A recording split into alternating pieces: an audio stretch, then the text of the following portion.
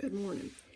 Today we're going to read Joshua 21, the whole chapter about the towns for the Levites. So pause me and read Joshua chapter 21. Okay, so this seems to be pretty straightforward stuff. A couple of things. The Levites actually asked. They weren't like in line. I don't know if in line is the right word. They weren't. Joshua and Eleazar and the heads of the tribes didn't say, "Hey, Levites, here's what you get." The Levites had to go to them. Not necessarily a big deal, but it could be an example of you got to ask for what you want and even what's due you. It never hurts to ask God for what you want, unless it's against His word. But He had already told these people they could have that, and yet here they are asking for that. They knew that it was their right, so they're asking for it. And these three sons of Levi were Gershon, Kohath, and Merari. I'm not sure how to pronounce that. And so the Kohath clan were half priest and half not priest. Now, this is all the priestly tribe, but I guess I'm talking more high priest. So they're kind of separated into two.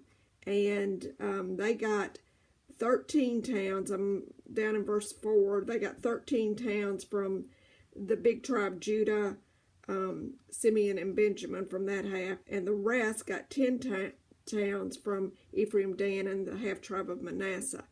And then Gershon, they got 13 towns, and Merari received 12 towns. So that's a total of 48 towns, which they had been promised, these 48 towns.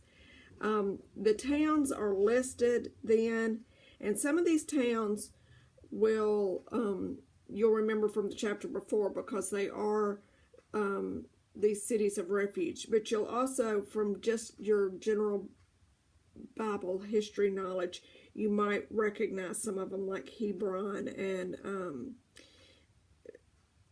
Shechem, and some just from some basic history stuff, and some from what we've studied in Joshua so far. So it lists the tribes, and then they also got this pasture land. And if you go back to I had this Genesis 49:7, I think it is, you can see that they're given a special amount of pasture land, and that's to keep their flocks. So the big lesson here starts in verse 43 through 45. So the Lord did what He said He was going to do. Okay, He promised Abraham they would have this land. We've talked about this.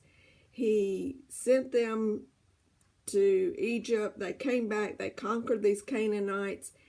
And the Canaanites lived among them, but they were so weak by this point that they really couldn't withstand the Israelites. But the Israelites did not drive them out. Not one of their enemies withstood them. The Lord handed every enemy over to them, and not one of the Lord's promises failed. Everyone was fulfilled. It was just Israel who didn't take advantage of it. So you can see that even though these Canaanites are pretty subdued at this point, they're going to grow in number, and they're going to grow in power, and it's going to be a stumbling block for Israel till today, because they did not go and get what the Lord had promised them. And basically, we have to take advantage of every promise that God has given us. He's given us promises. He's given us the promise of peace. We just have to reach out and grab that promise of peace. If we don't, chaos is just going to enter our hearts and live there. So the lesson today is reach for the promises that God has already given you.